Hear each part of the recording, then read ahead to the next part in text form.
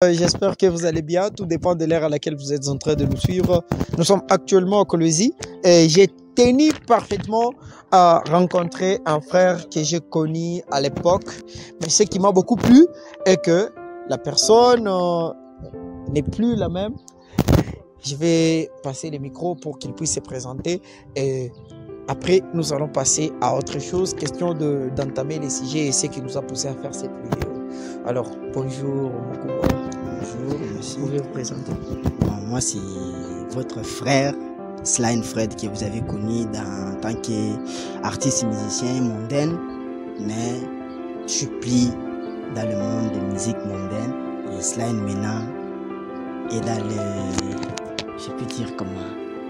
Les gospels, dans l'œuvre des dieux, en fait. Je suis dans l'œuvre de Dieu maintenant. Je chante pour la gloire de Dieu. À l'époque, lorsque vous faisiez la musique profane, étiez-vous conscient que Dieu existait? Oui, oui. Et pourquoi ne pas l'avoir choisi? Et pourquoi ne pas l'avoir choisi à l'époque et choisir de les servir maintenant? Des incidents dans votre vie où il y a eu des choses qui vous ont poussé à changer des camps. Vous savez, la Bible nous dit Dieu fait grâce à qui il veut. Ok. Regardez la caméra aussi. Hein, pour... Dieu fait grâce à qui il veut. Ouais. À l'époque dont on faisait de la musique profane, je connaissais très bien que Dieu existait, mais je n'avais pas la conscience de lui accepter réellement qu'il existait pour moi. Okay. C'est un peu ça.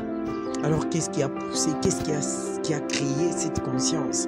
Qu'est-ce qui a fait que vous puissiez avoir cet état d'esprit d'accepter réellement que Dieu existe et que tout ce que vous avez eu à faire dans le temps, c'était juste des passe-temps, c'était des choses qui ne pouvaient vous bénéficier en rien et tout consort? Bon. Il y a un moment où tout avait un peu tourné mal. Et tous mes espoirs n'étaient plus. J'ai mis le monde à l'épreuve et j'ai mis le Dieu vivant à l'épreuve. Et ce que je cherchais à voir, le monde ne m'a pas donné. Mais le Dieu vivant que j'avais mis à l'épreuve, il m'a donné ça. Et pourquoi ne pas lui croire?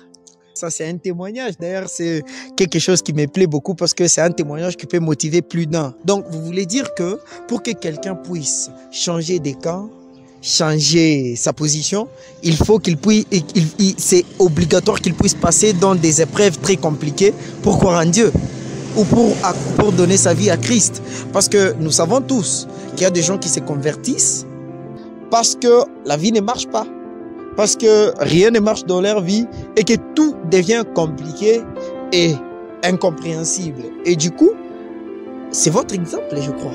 Donc, vous attendez toujours que Dieu puisse vous faire passer par ces histoires, ou bien que la vie, plutôt, puisse vous faire passer par ces histoires pour accepter Jésus-Christ comme Seigneur et Sauveur ou pour vous convertir. J'avais compris juste que Dieu m'aimait dès le départ. Ok. Mais c'était juste... Vous avez compris ça avant d'être chrétien ou avant de prendre la décision de convertir? Avant de prendre la décision, mais j'avais compris que Dieu m'aimait réellement. Ok. Et je peux vous dire que c'était sous l'emprise de l'alcool. J'étais dans un état très compliqué. Très compliqué. Où je pouvais faire de n'importe quoi.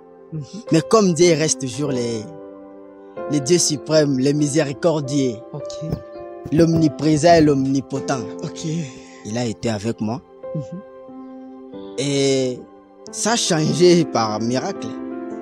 Donc, ça a changé par miracle. Si j'ai bien compris, c'est-à-dire, M. Fred a eu son appel lors du picolage. Oui. Ah, waouh! Gloire à Dieu. Et vous continuez toujours dans ça ou bien vous dans l'alcool, les trucs?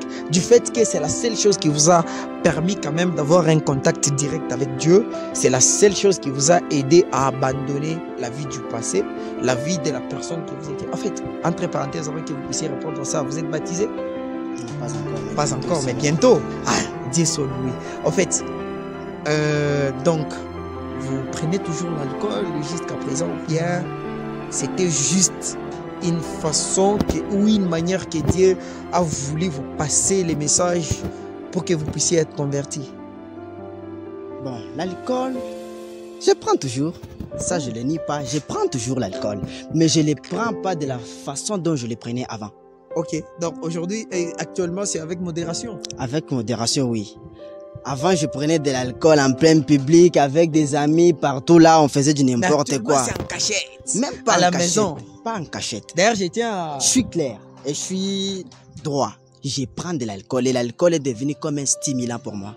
Un stimulant pour faire encore l'œuvre de Dieu ou bien un stimulant dans vos propres domaines ou dans vos propres histoires qui sont charnelles ou mondaines?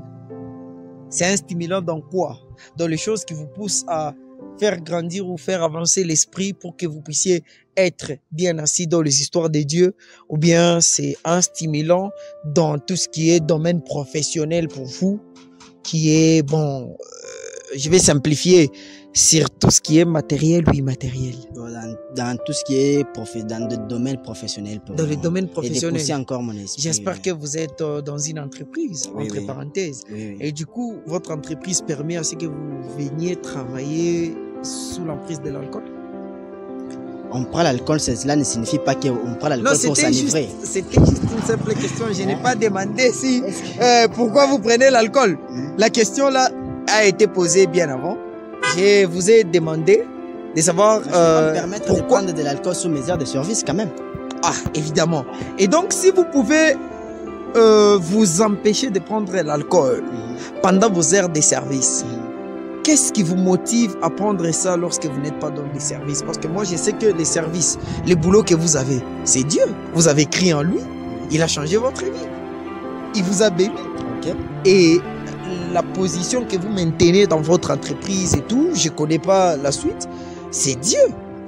Et si vraiment pour Dieu c'est un problème d'essuyer le corps, parce que bon, pour ne pas parler du corps en fait, personnellement moi je me dis, l'alcool a quelque chose qui a trait à l'esprit, n'est-ce pas? Lorsque nous prenons, c'est sur l'esprit que ça joue. Je peux faire des choses et tout qu'on sort. Je suis stimulé ou motivé, c'est vrai. Mais on ne peut pas prendre l'alcool pour s'enivrer, se déshabiller, insulter les gens. Mais déjà, si ça peut vous désorienter et que vous respectiez uniquement le point de prendre l'alcool, uniquement lorsque un humain vous fixe ça, parce que je sais que votre entreprise, il y a un chef, il y a quelqu'un, il y a des supérieurs et tout. Mais c'est lui qui est au-dessus de tout, c'est Dieu. Et donc, si Dieu, il dit, il ne faut pas souiller son temple, moi je trouve que c'est mieux d'appliquer le même principe partout que de garder uniquement ça pour l'entreprise. Je ne sais pas si vous avez quelque chose à dire. Parce que l'émission s'est intitulée Débat, talk show. Alors, vous pouvez justifier l'alcool avec les raisons possibles que vous pouvez avoir, sans problème. On ne peut pas vous juger. Le problème, c'est les gens qui peuvent suivre la vidéo. S'il y aura vous compléter, il y aura vous compléter. S'il y aura me contredire, il y aura me contredire. Mais moi, je trouve que du fait que Dieu est au-dessus de toutes choses, nous devons les valoriser et respecter ses principes et ses commandements, que de respecter les principes d'une entreprise ou d'une entité quelconque qui nous rémunère. Parce que tout ça, c'est éphémère. Alors, sur base de ça, vous pensez quoi? Vous êtes converti, vous avez accepté Christ comme sauveur de votre vie, comme Seigneur et sauveur de votre vie, mais vous continuez toujours à prendre de l'alcool parce que ça vous stimule. C'est là que je vous ai posé la question. Alors, justifiez-vous. Est-ce que l'alcool est interdit pour un chrétien de prendre l'alcool? Alors, les gens qui sont en train de nous suivre, ils peuvent... voilà. Est interdit aux chrétiens de ne pas prendre de l'alcool. Voilà. Je n'ai pas assez d'arguments à donner sur ça. Moi, personnellement, je n'ai pas voulu être... Ok. Vous avez votre Bible? Ou vous avez une correspondance biblique? On écrit juste mot alcool dans votre correspondance de Bible et on va voir tout ce qu'on va nous sortir comme verset. Vous n'avez pas ici? Je vais essayer de voir ici. C'est pas un tricage, mais nous allons devoir lire ensemble. Dans l'alcool, il y a beaucoup de choses. J'ai vu des gens boire ça.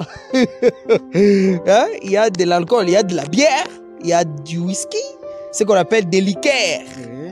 Entre parenthèses, tout ça, vous pouvez essayer d'avoir quand même une divergence par rapport à ça.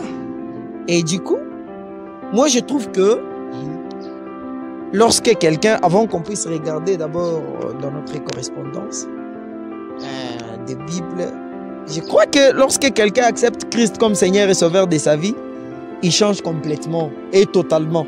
Je ne sais pas si je me trompe ou si je m'abuse, mais je pense que la personne change complètement parce qu'il abandonne les habitudes qu'il avait avant, les habitudes qui ont créé à ce monde. Et si vous avez dit que vous prenez l'alcool parce que ça vous motive à être spirituel, je ne sais pas moi, professionnel, pour moi c'est un problème parce que lorsqu'on est en Christ, on a tout.